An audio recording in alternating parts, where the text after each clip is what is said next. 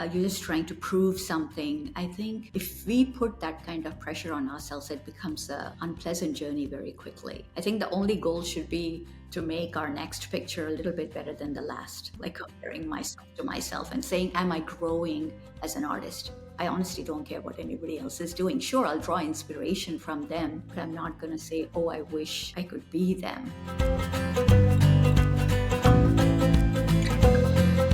Welcome to Pixels, where we explore the heart and art of photography. I'm Beth Bilo, and I am so glad that you've decided to join me today. Pixels is a project of the Nature Photography Collective, where we provide virtual and in-person opportunities to help nature photographers who are interested in deeper connections to create more impactful images so that they can confidently and consistently express themselves.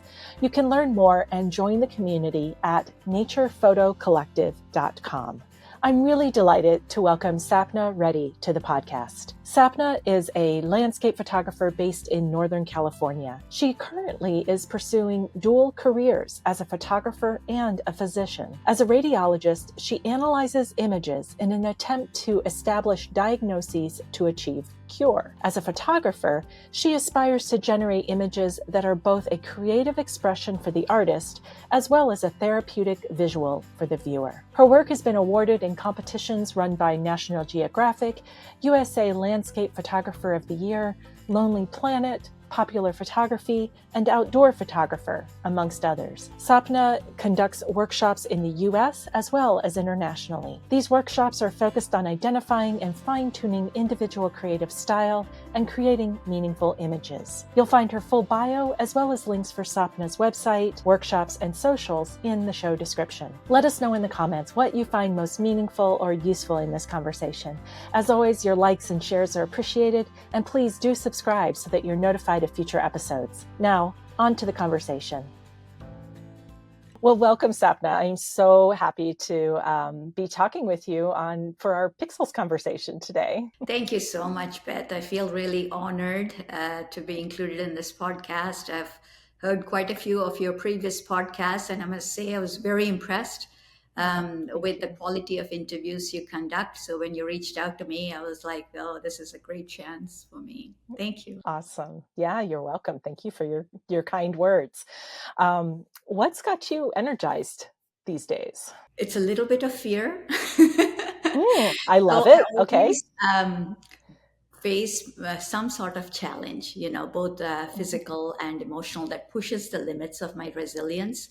I feel that when you train yourself to be comfortable with being uncomfortable, that's Yep. when you actually grow as a person. So I'm constantly looking for, okay, what is the next challenge that I need to take on? And it isn't in terms of competing with anyone else or anything like that, but it's more like self growth.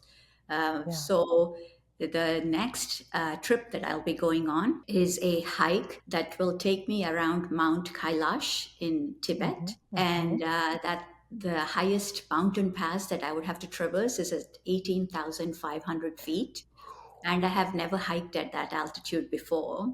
So currently, I'm training for that.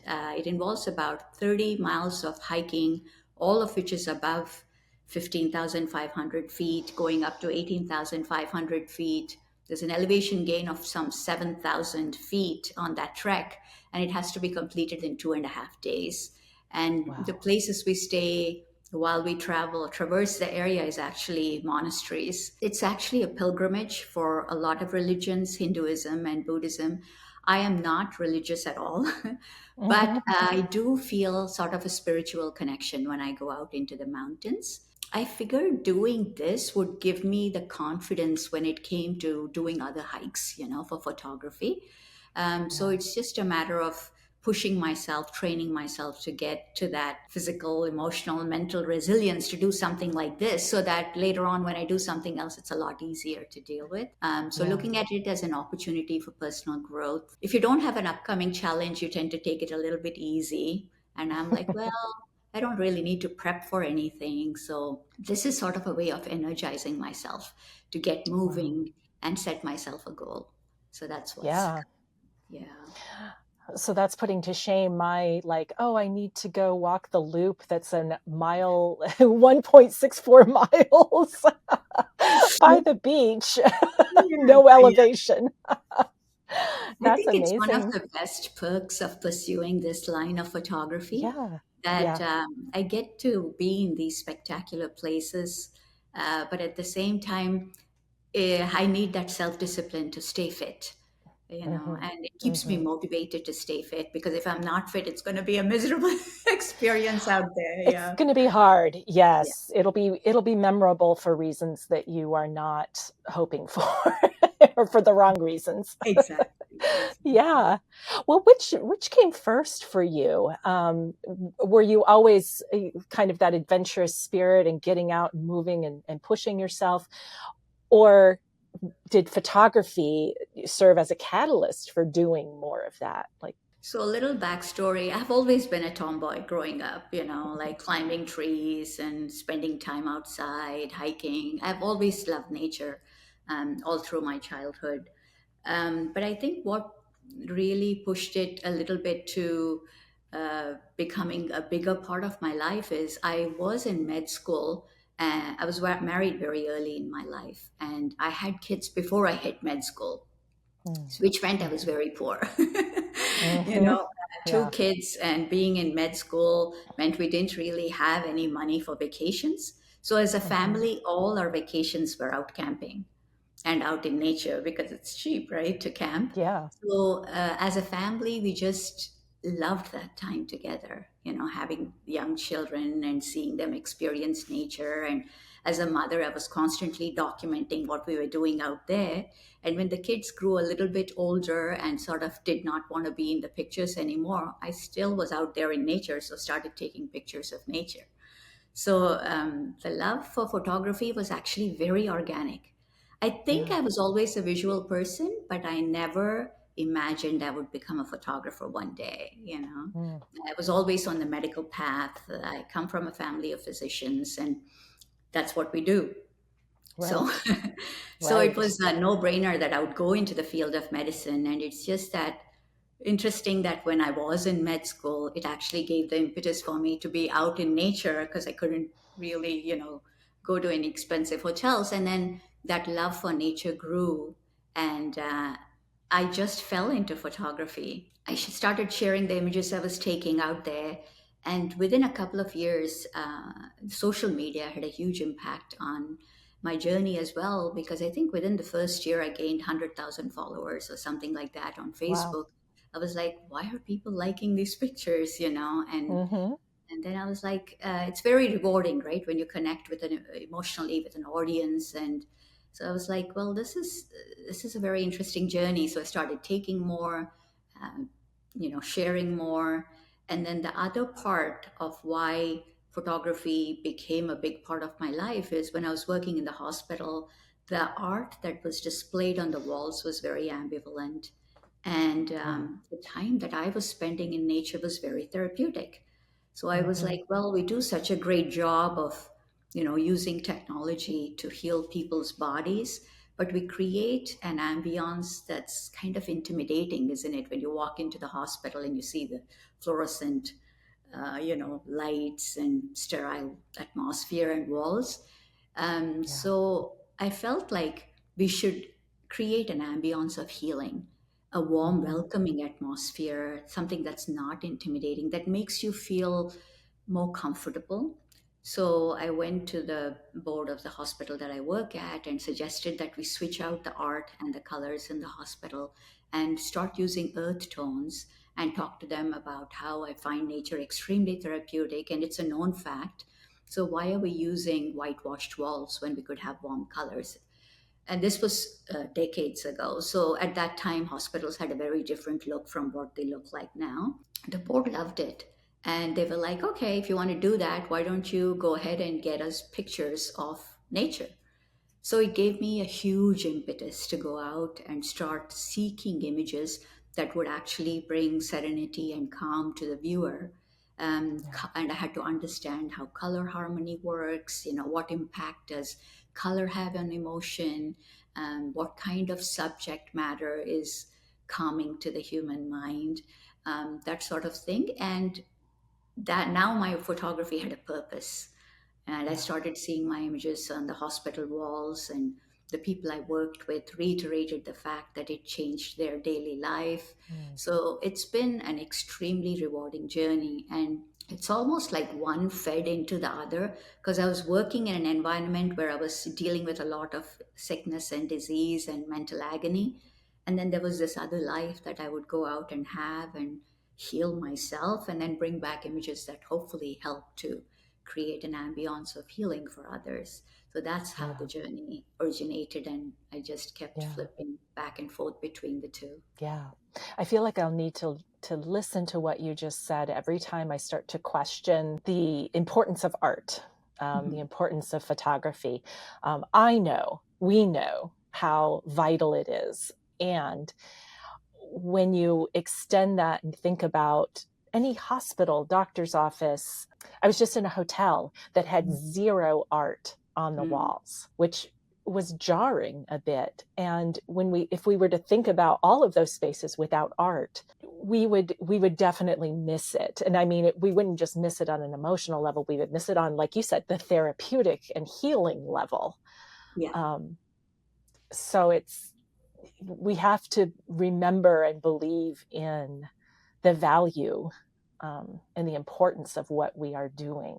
Whether your work graces a hospital or not, if it's gracing someone's home, it's also offering a therapeutic and healing function. Absolutely. I think visual stimuli have a huge impact on our emotional state and our Mm-hmm. emotional well being.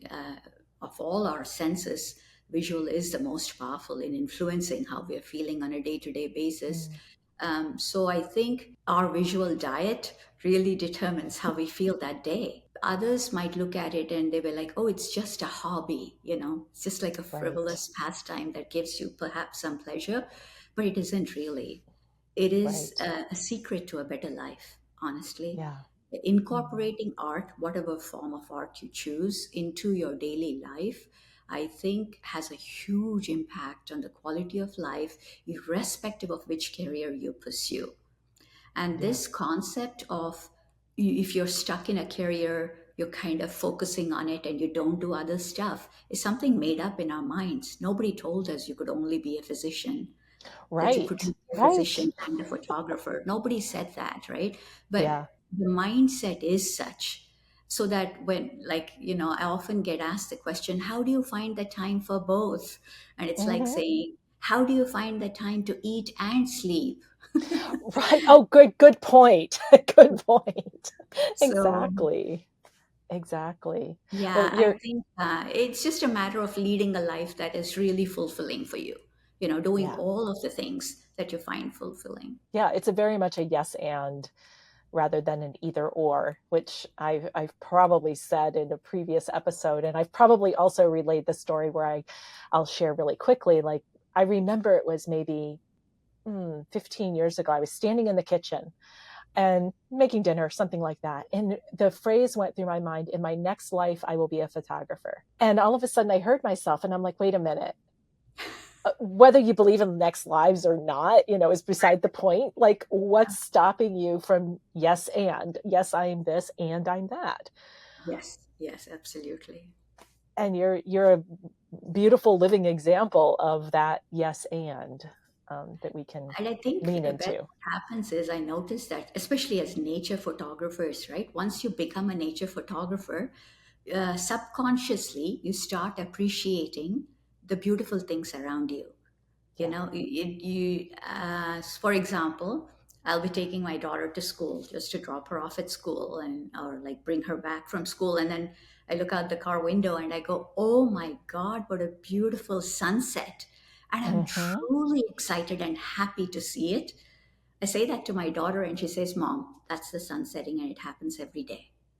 Like, why would you get excited about it? And that's where I noticed that when we train ourselves to find moments of joy in the smallest things in life, you are much happier. You've just Yeah. found a way Yeah. to keep yourself happier. And I think Hmm. art does that to us. It gives us so many moments of bliss, absolute joy. Overall, it just becomes a better life because of that. So I want to share a question with you that someone asked me actually earlier today that kind of caught me off guard. And but she doesn't consider herself creative, or she's not a photographer, she doesn't really do art necessarily. And she said, what is it like? Well, the way she put it was, what's it like to be so talented? And I'm like, talent, whatever. That's not the word I would use, but I knew what she was meaning. I think she meant like, what's it like to be creative in that way? And it was hard for me to answer. I said, it's almost like asking a fish, what's it like to be in water?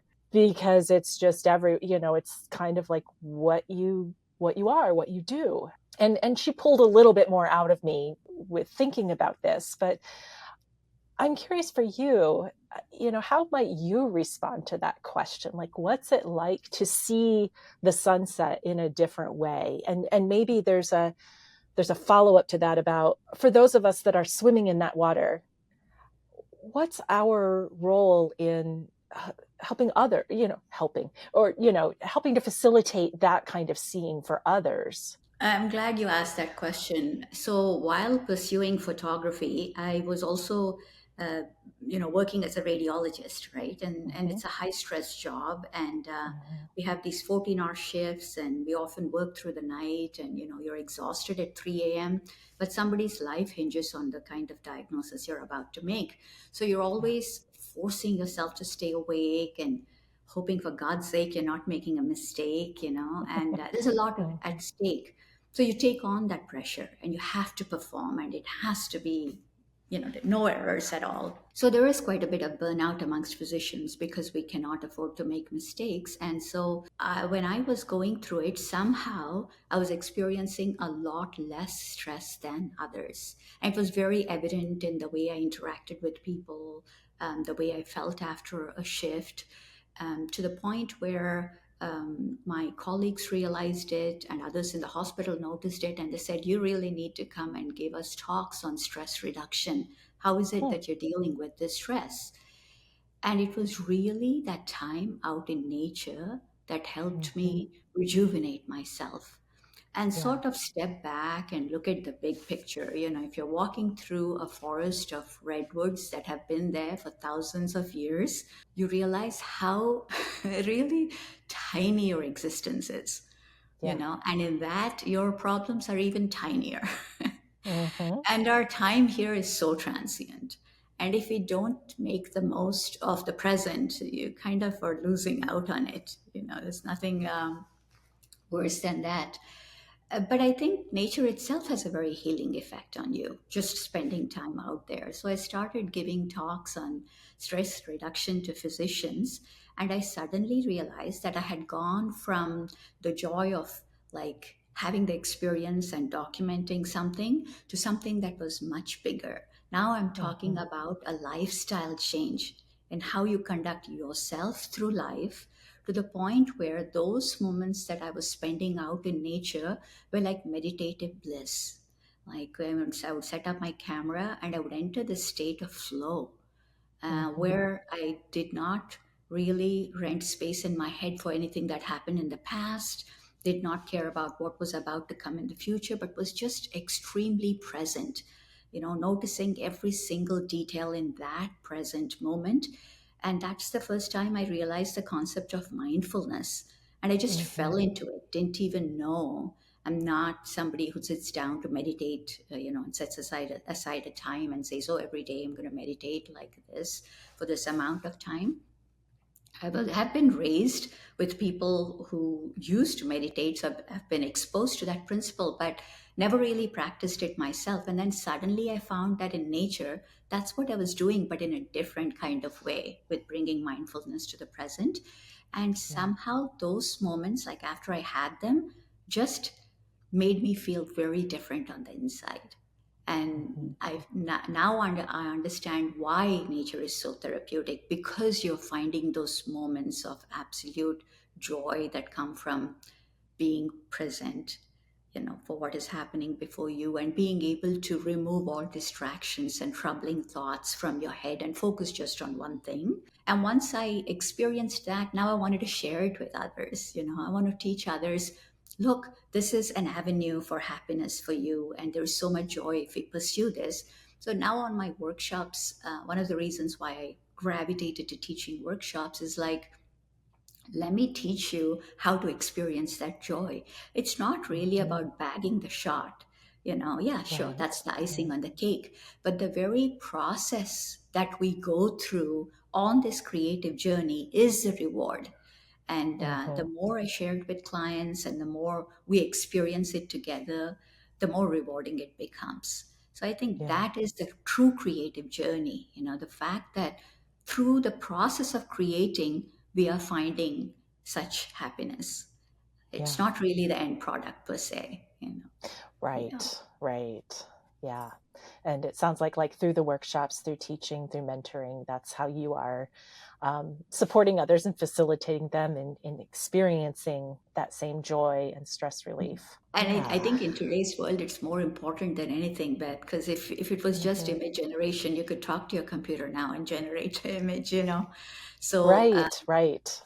in today's world where human relations seem to be disappearing and we seem to be having more virtual interactions, our friends are people, friends are people who we have never met before, or Hmm. will never meet in life or in reality, and we're just having conversations online. All of that is put aside when you have something like this happen and you're out there in nature and experiencing it.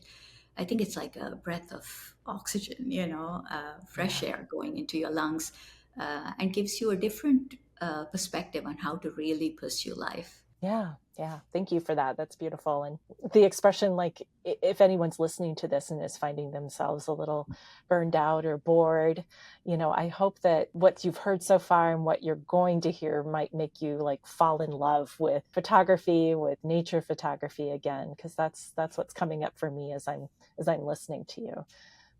So Yeah, I very think much appreciating oftentimes it. when people experience burnout, it's because they have almost transitioned to making their photography journey a performing art, in terms of Yes. like you're Yeah. performing for somebody else, or you're Hmm. competing with somebody else, or you're just trying to prove something. I think if we put that kind of pressure on ourselves, it becomes a unpleasant journey very quickly. I think the only Yeah. goal should be to make our next picture a little bit better than the last. Mm. Like comparing myself to myself and saying, am I Mm. growing as an artist? I honestly don't care what Yeah. anybody else is doing. Sure, I'll draw inspiration from them, but I'm not going Hmm. to say, oh, I wish, I could be them. I don't want to be them, because our journey, each person has an individual journey. And so if we set ourselves that goal and say, I'm going to go out there and have a good time no matter what, and I'll try to make, the next picture come out a little bit better. I'll try to learn a new technique because it'll probably help me create better. I think that's a better way to approach how we tackle, our path through this journey. Yeah. Yeah, and I appreciate the order in which you put that. It, I want to make a better image, so I'll learn the technique. It's not learn the technique so I can, the Right. technique, the gear doesn't come first. It's what do I need in order to fulfill this creative part, and that's not always the way things are framed for us, or it's not always Yeah. the easy way. It's easier to think, oh, Right. if I get this cool new lens. Unfortunately, social media doesn't help us, and we are No. kind of completely enveloped by it. You can't avoid social media because that's how you market. Especially if you want to make a living in this field, you have to be on Hmm. social media to kind of get that marketing aspect taken care of. But the minute you get on social media, then you're like, okay, what aspects of it can I tolerate? What Yes. aspects of it do I need to indulge myself in so I can get my message across to people? And very quickly, I've seen a lot of my peers drown in it and not Yeah. stressed, be able to stay true to self and sort of Hmm. start modulating what they're doing just to feed the algorithm or something like that. That's a slippery slope. Yeah, when you say the word algorithm, part of my soul just sort of dies, Yeah. you know, because that should not be what drives our creative path, right? So, No, and well, and I've been fortunate in that I have realized that I don't have a huge following, but at the same time, I do have a successful career in photography. mhm, And I think it comes from there are individuals out there who are seeking out people who are true to their own self. and they're Yes. connecting with them. So actually, your paying customers don't really care how popular you are. Right. They come to you for other reasons. And those Hmm. that are hitting the like button, they're not really your clientele. It's Right. just a popularity thing, but it doesn't really translate to even financial resilience or financial success in the field of photography. That has to come from other things, how you Yeah. work in the field and that sort of thing. Yeah. Number of likes does not equal number of dollars. No. um, Well, in any stretch. Yeah, I'm yeah. think that's a good reminder Hmm. when we can forget that. Well, I'd love to take a look at some images now because you've already started talking a little bit about that, how your journey evolved, and I have a feeling some of these are going to highlight that. Hi, I'm popping in here just with a quick invitation to join us over at the Nature Photography Collective. We've engaged some of the world's leading photographers in creating content designed to support your development and identity as a photographer. Whether it's the North American or international speaker series, the Nature Photography Academy community, workshops, or mastermind groups, you have lots of ways to engage with an amazing group of photographers. Your membership gets you access to hundreds of hours of live and archived learning opportunities. You can learn more and become a member at naturephotocollective.com. All right. I know when you shared this image with me, I think you mentioned God beams. Um, and that's always what I think of when I see those kinds of beams as well. Would you tell us a little bit about what we're seeing here and what the significance of this image is for you? Sure. So this was one of the very first really successful images of mine, and to date, it remains the most successful. This was Mm, over a decade ago, I think, that I shot it. It sells in 80 countries worldwide now. I don't know how many thousands of copies have sold of it. I sell it through an international art gallery franchise. I think it's because I always talk about compelling visual stories having metaphorical meaning. So it's kind mhm, of like unwrapping a poem where the meaning becomes clearer as you invest a little bit into actually studying it carefully. And so this image was titled Hope. And mm, remember, I created art primarily for medical centers. And so when this was hung in a big size and it says Hope, and you're looking at a person who might be dealing with a diagnosis that is difficult to take, or is looking for a cure, or you have a loved one who is in the hospital and they're not doing great, and that's the moment when you turn towards hope, right? And so when they yeah. see that image, and it sends a strong message of, like, even if there is a forest engulfed in darkness, the rays of hope can pierce through there and make everything beautiful again. I think Hmm. that message comes across and is accepted universally, because this forest could be anywhere, Right. and those god beams could appear anywhere. So, from the viewer's point of view, it has been extremely well received, I think, for that reason, because it has a strong meaning behind it. For me personally, it's the very first time I experienced that state of flow. So it was Mm, a very special image. But because up until then, I had not even done enough photography to understand what it means to enter a state of flow. And so on that day, when I was hiking through the redwood forest, I actually wanted to walk down to the coast and maybe shoot something down there. And the fog got so thick that I abandoned that idea and started hiking mm, back up into the forest. And I did not know these trees existed. I did not know the sun comes out at that point, or that it even creates God beams. Up until that point, I hadn't even understood the concept of God beams, or that they appear in a fog filled forest or anything like that. So when all yeah. of those elements came together, I just fell to my knees, and like I told you, I'm not at all religious, but I felt a deep spiritual connection at that Hmm. moment. And I Hmm. started making the image, and then I got so lost in it, and I was so happy. And I was like, okay, so this is what it's supposed to feel like when everything Yeah. goes right.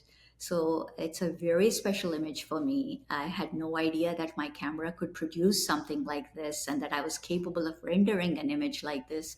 So, Hmm. at a personal level, it was deeply impactful for me. And it's been one of the most popular images across the world in terms of sales and in terms of how it was received on social media. So, yeah, it's one that will always remain special for me. Yeah.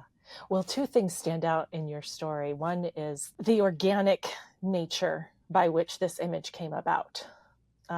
It was not you weren't on an app trying to figure out when is the sun going to align, when might there be fog. You had a particular plan, but you conditions and whatnot dictated you would do something else, and that sort of serendipity created this moment that you were able to create this image. And so in our world of planning everything down to the last minute, I love that, like, this is one of your more successful ones, that it's something Mhm. that is more or less unplanned and so organic. So the other thing that stood out is that universality of Mhm. this. Like you said, it could be anywhere, it could be Mhm. any forest, and the symbolism, the metaphor of those rays, those beams, has that universal appeal. Yeah. And it seems like somehow that works in concert with the organic way in which this image came about to make it even more powerful, because it's you don't plan hope, you know. No. Um, so it just seems to all come together to make it something Right. that's particularly meaningful. Right. I like to talk about how through your photographs you can convey emotions, right? Hmm. When you create an emotionally compelling image, it's very rewarding because you're connecting to a wider audience across the world through your images, Yeah. right? You're communicating through your images, expressing yourself. And I feel, especially for someone who's working as a physician, to have an image like this, say in a cancer center, and to see it on the big wall, and then I see the patient sitting there and looking up at it, I know what they are thinking. Yeah. And I cannot put into words what the amount of satisfaction you get from creating something like that. I realize it's a very tiny part of their day, but even in Hmm. that fraction of a second, it's just good to know you've had at least one positive impact, so Yeah. Yeah. And those thousands of moments add up yeah. and Yeah. have a cumulative effect. Mhm. So, yeah, thank you for that. So, something completely different. Tell us about what we're seeing here. So beautiful. So this came at a rough period in my life. This was during the COVID era, and Mm, all hell broke loose in the hospitals. And as a radiologist, because I read CT scans of lungs, we got inundated. Chest X-rays, yeah. the CT scans for the lungs, and then we were actually dealing with patients who had COVID, and so we would wear this spacesuit kind of gear, and go in there and uh, work with the patients because there were other procedures that I had to do on the COVID patients as well. All the time, there is fear in you, right? Like, because this is a Yeah. virus that could get you. And then you come back home, and I would get rid of all the clothes in the garage itself, have the washing machine there, and you had to shower from head to toe and hope you didn't Hmm. bring anything home. And then every time a family member coughs, you're like, oh my God, what is that? Why is this person coughing? So it's a Yeah. lot of anxiety and uncertainty. And you're surrounded every day by this illness, which seems to be overtaking the world. And we don't even know if you're doing the right thing, if you're, Right. combating it the way we should combat it. And then there were so many people dying from it. And you're like, okay, what is this? Is this a losing battle? So it was Mm, a very, very tough period for me. And in the midst of it, COVID hit India pretty badly as well. And my parents live in India, and I was worried about their health. So, for the first dose of the COVID vaccine, I actually went to India and made sure both my parents got their vaccine. My father had a slight fever when he got the first shot, took care of it, came back. And then, since I couldn't go back within a month with all the restrictions we had on travel, I had to arrange for them to get their second dose of COVID vaccine. As luck would have it, my dad had an allergic reaction to his second dose of COVID vaccine, and within a few hours of receiving it, went into pulmonary edema and passed Oh, away. yeah. I was on Oh, a I'm so sorry. video call with him and watched him, Yeah. and there was nothing we could do. And then the next day, now I have to go back and tell people in the hospital to take the vaccine again, knowing Right. what it already did to a family member. And I Yeah. think, all those years of being in medicine, when I was counseling a patient who had lost a family member, I would feel sorry for them. But I had never really experienced what it is like to actually lose someone because I had never lost anyone. So I would tell them, I understand you're going through a difficult time, and there are certain words you use, but the kind of empathy you want to express is sort of artificial or manufactured because you haven't gone Mm, through that yourself. After I lost my dad, I felt in his passing he made me a better physician because mm, he suddenly made me realize what grief actually feels like, how yeah. paralyzing it can be, and how difficult it is to find comfort when you're going through it. So I learned a lot through the experience of COVID. I learned how to deal with grief. And then, in order to escape that pain, I would do the only thing I know how to do is to go out into nature. And I Yeah. felt like I could hear his voice, when I was out in the Mm, forest or amongst the mountains. I knew my dad so well that I could ask a question and I knew what his answer would be anyway. So it's like I could still have a private conversation with him in solitude somewhere.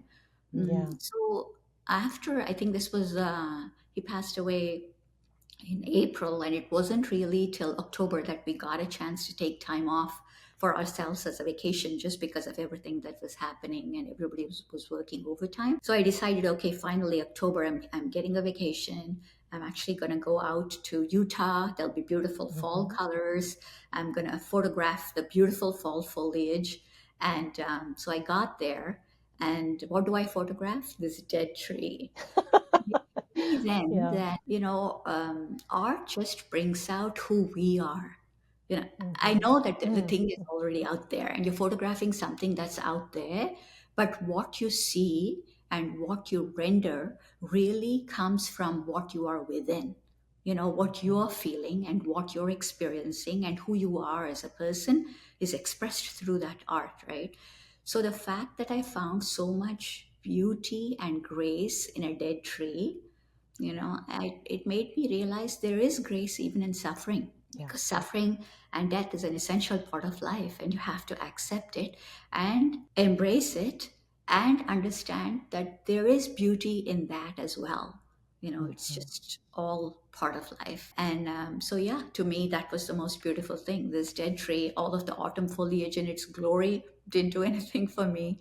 And I took this image and I shared it with the backstory on social media and said, I created this because this is how I'm feeling on the inside. It resonated with so many people out there because they had also experienced a similar loss or, had gone through their own grieving period and they were trying to find ways to express themselves and just kind of like let it out a little so you feel a little bit better. Hmm. And I think it was very rewarding to have that kind of a connection with others out there through my Yeah. imagery. Yeah. It's another example of that universality, Hmm. in terms of the metaphor and it resonating. And it almost even looks like the trees are muted so that tree can really shine, Right. um, and really Ex- honor the grief. So beautiful. Yeah, Thank thank you. you for that story, and thank you for, yeah, sharing how you processed that grief, Mhm. and what it how sharing it was. Again, we could kind of come back to that word therapeutic. It was probably therapeutic for you, but it sounds like it was therapeutic for many. Yes, and I think that's another reason, earlier we talked about why incorporating art into your life is important because it gives you moments of bliss. But the Hmm. second reason why it's important to incorporate art into your life is because it'll help you heal. It'll help you combat those difficult situations in life. It gives you an escape, a place of Hmm. solace that you can go to and sort of take the time to recover. And you need Mm. that. Yes, yes, absolutely. And probably never more than we did, 5 years ago. Mhm, mhm. um, and uh, and I'm sure for many people they're still recovering. Mhm. So it's an ongoing journey. This is another very healing image.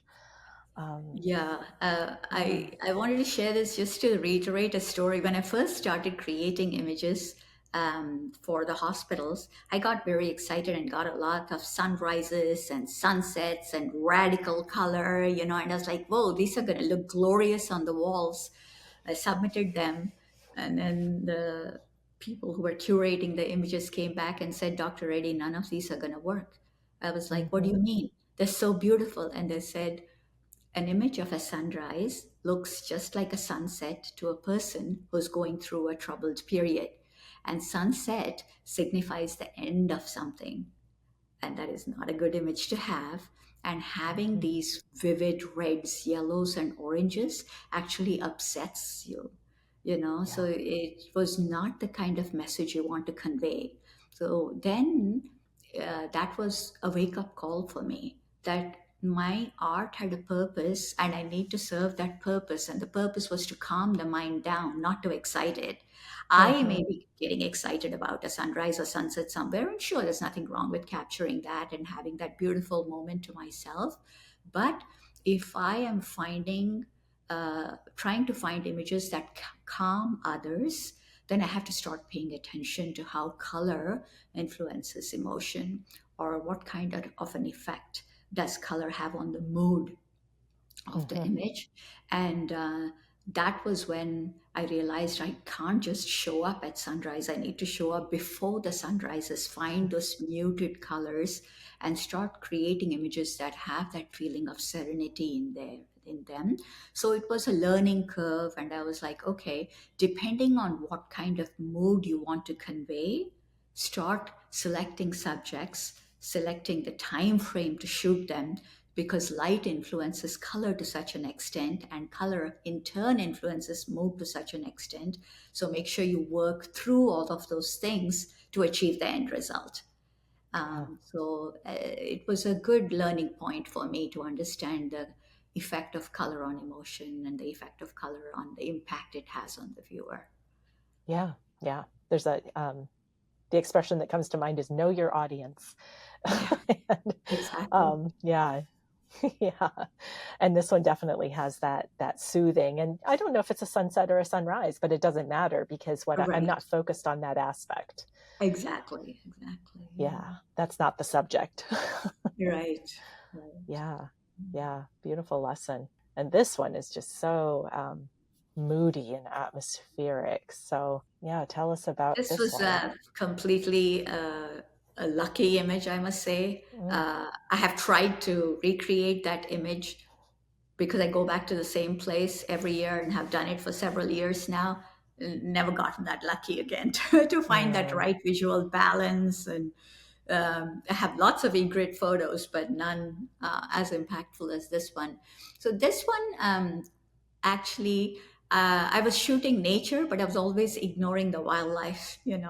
I was only paying attention. I have tons of tree portraits, mountain portraits, river portraits, and all of that stuff, but I never really paid attention to the animals and birds that were living there. And it was like this egret forced me to start paying attention. and, Hmm. and it was the start of me embarking on bird photography, start of me doing wildlife photography. It opened up this whole realm of environmental portraits I could create that I hadn't thought of before. So it was a turning point in my photography career. I now conduct workshops in Africa and in the bayou, and we focus on bird photography in different parts of the world. And it's like, why did all these years I not pay attention to such a beautiful aspect of nature? So Yeah. that was another turning point where I was like, no, I can expand on what I'm Hmm. shooting. And if I have my set framed and an elephant chooses to walk in, why on earth would I not include it? That's Right. And it might be a little much to like wait until the elephant gets out of the frame. exactly. That's Yeah, and then It's one once thing you with start people, but accepting that, I think once you start yeah. accepting whatever nature gives you, right, whether it's dewdrops on a Mm, leaf, or whether it's a lion going on a kill, or whether it is that dawn color before in the mountains before the sun comes up, I think it's a good idea to be open to receive whatever comes your way. And when you're mhm. flexible that way, it's a much more rewarding journey, and you widen your perspective, and you're not no longer narrow. You're like, I'll accept everything that comes my way and try to create imagery from it. Yeah, so that was the turning point. Yeah. Well, it seems to parallel the story of the God beams image, because your original intention, like what nature gave you, wasn't necessarily um, you looked for what else nature was giving you. That, Right. again, that yes and. And here's one of those brighter images that I suspect the hospital might be like, ah. No, yeah. Yeah. So this So one, tell this one tell is us. more along the course of. I wanted to talk a little bit about what the experience has been like to mentor workshops. Once Mm-hmm. you have seen Northern Lights a few times, or you have shot the Milky Way a few times, or you've shot rainbows, it becomes more and more difficult to find the thing that fuels your passion. You're like, I've been there, done that. I've been there, done Mm-hmm. that. I've traveled to different parts of the world. Now, what's next? What other extreme thing can I do? But instead of doing that, what I opted for is, what if I show this to someone else, right?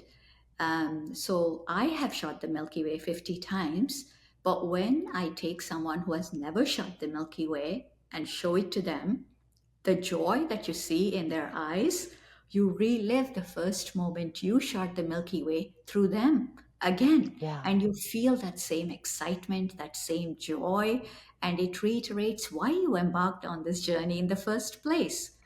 Mm-hmm. And now, because I mentor workshops, I get to relive the moments again and again and again through them. In Yes. fact, I get super excited when they get a winning image like this one. So this was in Iceland, and it was in winter, so it was sold as an aurora workshop. We expect the aurora borealis to show up somewhere, and sure enough, that night the predictions were good. It was showing up well, but I wasn't happy with the foregrounds we were getting, and it was around midnight already. And I was like, guys, if you don't mind, there is one location where I think if we were to get the Aurora Borealis, we would get a phenomenal picture. But now we have to drive 2.5 hours to get there. So it won't be like 2:30 in the morning. Do you mind skipping sleep? I really want to go. And all of my clients were like, of course, let's go. So in the Yeah. middle of February, we get to a freezing river in Iceland, stand in the water, wait for the lights to show up, and sure enough, they do. But what I did not bargain on was to have the full moon reflect on the waterfall, creating, the mist from the waterfall created a rainbow. It's like once in a lifetime. When do you get something like that? Yeah. I have And never all of seen us are anything standing like there, our this. jaws drop, and we have this experience together. And Yeah. I cannot put into words, Beth, how wonderful it feels to share an experience like that with other like minded people rather than having it yourself. Hmm. I know there are people out there who feel like they have to go alone and explore and bag a shot that nobody else has. Hmm. And sometimes I have been in that position where I was alone and I bagged that shot. But I can tell you for a fact that if there were 10 other people there who were similarly invested in photography and we all got the shots, the joy we experienced together as a community was far, far superior to me just standing there and getting it, Yeah. especially when it's people who have joined my workshop and said, let's learn something, and then you're able to deliver this experience. It's just so much better. Yeah. We all It got it sounds together. extraordinarily So satisfying. yeah, one of the biggest reasons why I keep doing these workshops is because I really, really love that feeling. Like when you Hmm. teach them something and they have that moment of epiphany, or when they create something and the joy you see on their face because they now have an image that can go up on their walls. Um, it's that passion for learning with which they come to you. I was always a teacher because of my medical career, right? You're always teaching residents how to do something. And in medicine, it's a little bit different in that when we teach something to a medical student or a resident, when that medical student or resident performs the procedure that you taught them even better than you feel so proud because now you Mm-hmm. have generated a physician who is going to carry on the legacy and do it even better. Yeah. You have, it's like a, you are paying it forward and it's going to impact so many more lives because of what you did. And I bring that same train of thought to photography. So I don't like holding back any knowledge I have. I want to Yeah. give you all of the knowledge you want. There's no secrets, there's no gatekeeping, nothing. Just do it. And if you truly generate an image better than me, I'll be the happiest person there. Yeah. Because that's just how I was trained to think and act. And it's no different to me whether it's medicine or photography. If a student does better, I'm like, that's wonderful because now you're going to influence so many others to do better. There'll be so Right. many others who'll Right. get better, and hopefully together as a community we just make it a better environment for everyone. So yeah, it's one of the most rewarding aspects of this journey of photography, being able to mentor others. Yeah. Well, and it seems like it's an invitation again to go back to what you talked about before. It's not about competition with others, it's about sort of competing with yourself. If you even want to Mhm. use the word competition, it's more about pushing yourself. Am I going to make a better image today than I made yesterday, than I made a month ago? Mhm. Um, and if we have that particular mindset, it seems that that generosity of spirit that you're Mhm. describing would follow, that you would Mhm. find yourself in front of this magnificent scene and not be thinking, oh, I can't believe that, 10 other people are going to get a photo here. I wish I was the only one. Mhm. Instead, it's more, how amazing that we're all here to capture this and to witness it and to celebrate it and share this moment. It's Mhm. a completely different mindset. Right, exactly. And I carry that with me even when, like, some people say, for example, I'll never shoot fire falls. Yosemite Horsetail Falls has this special phenomena where it looks like flowing lava at a certain time Mm, of the year. So others are like, well, no, people have been there and done that, and therefore I'm never going to go there and shoot it. I go there every year. The reason I go there every year is because when it happens and you see like hundreds of people truly joyful that something is mhm. happening out in nature.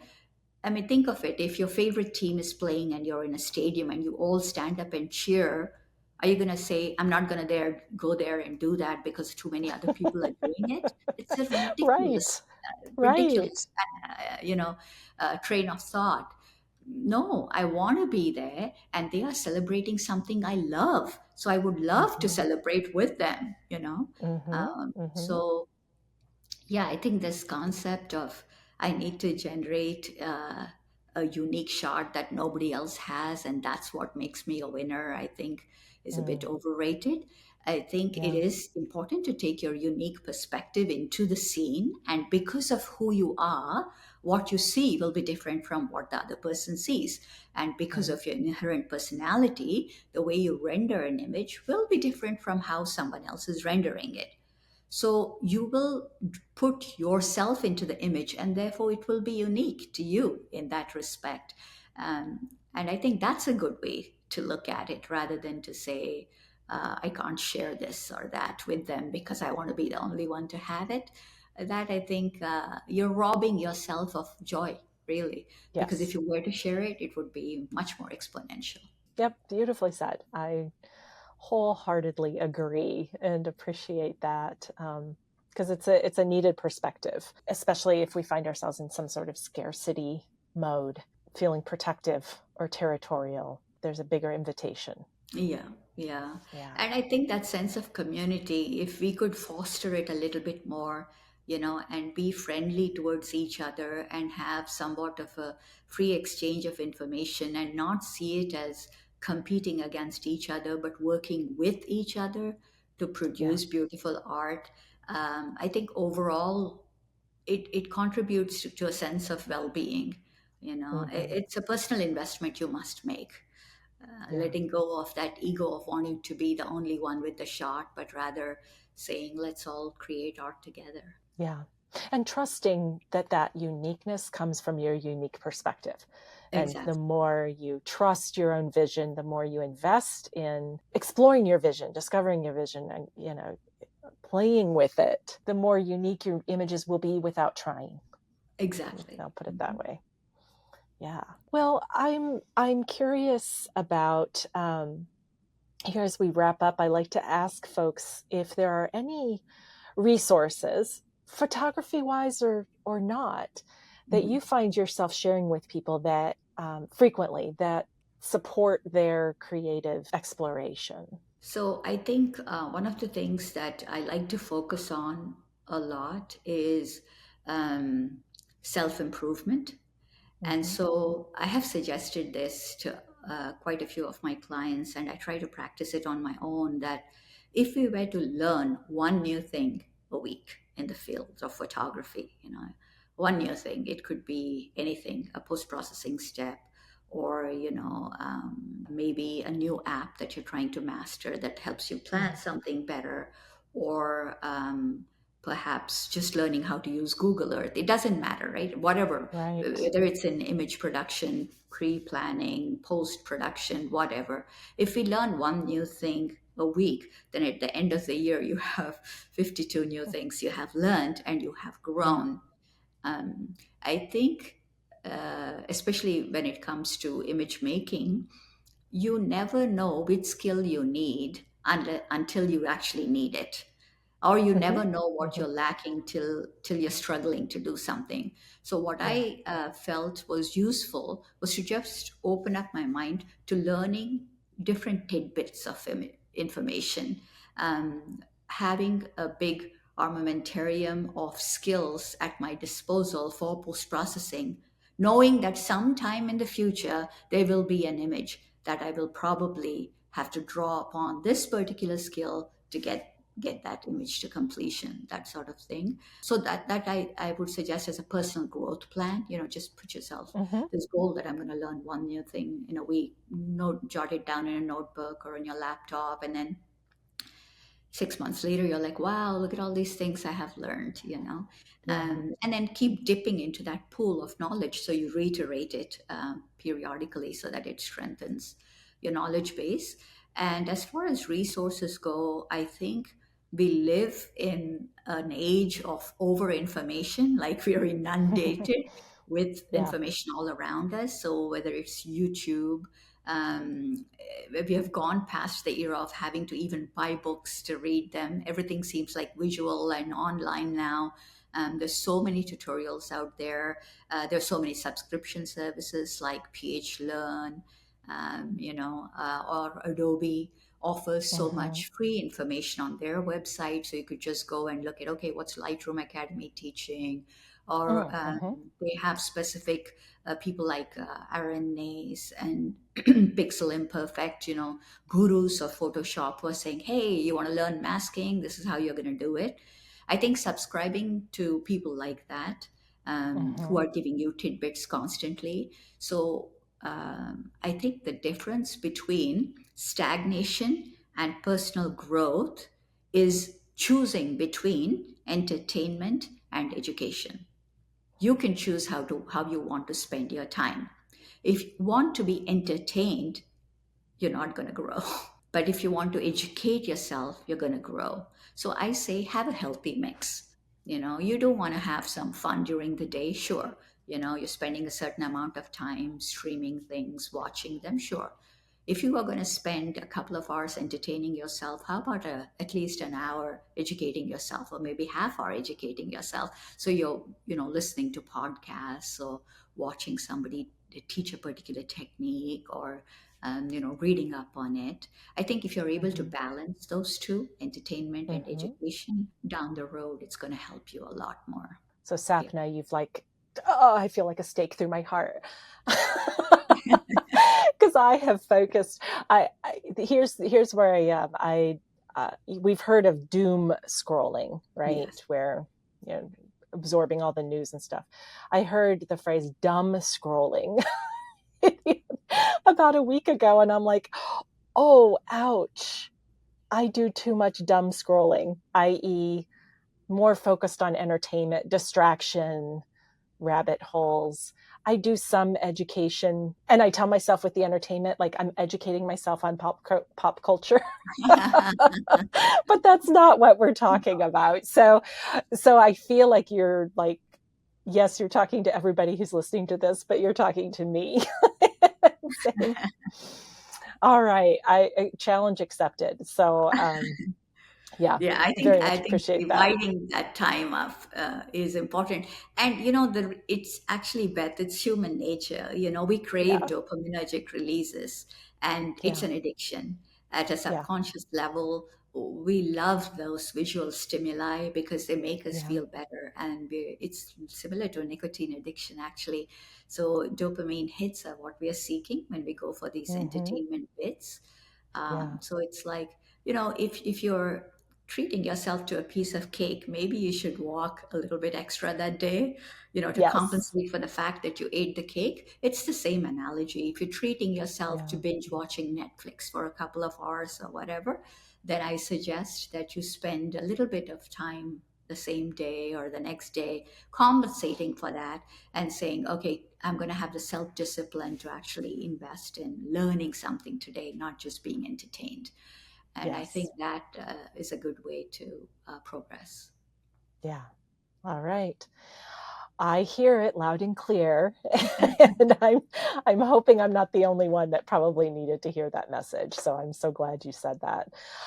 So I know you've got a lot of workshops coming up, and and you've got a beautiful portfolio online. So what's the best way for people to connect with you and learn more? So my website is my name, sapnareddy.com. They can go in there and check out all of the workshops that are coming up. And you can always reach me through my email. It's doc, as in Hmm. doctor, ready at yahoo.com. So it's pretty easy to remember, docready at Yeah. yahoo.com. And also through any of my social media handles. I'm on Instagram, I'm on Facebook, I'm on Flickr, and I check my messages and respond to anyone who has valid queries. Yeah, there you So, go. yeah, Good I, qualifier. yeah, exactly. There's a lot of people that I don't get back to, but it's good reason. Yes, yes. Yeah. Oh, excellent. Well, we'll make sure that all of those links are in the show description so people can reach out directly to you. And so grateful for our time today. Like I said, many times I felt like you were speaking straight to me, but I know that everyone listening um, is, I'm sure they have found something in this conversation that is going to be meaningful to them. So, very appreciative. Thank you, Sapna. Thank you so much, Beth. Like I said before, you are a really good listener. You're so easy to talk to. Oh, Sometimes I feel like my voice gets drowned when I'm being interviewed, and I'm like, what oh, am I doing here? But you're amazing. So thank you so much for having oh, thank you. me.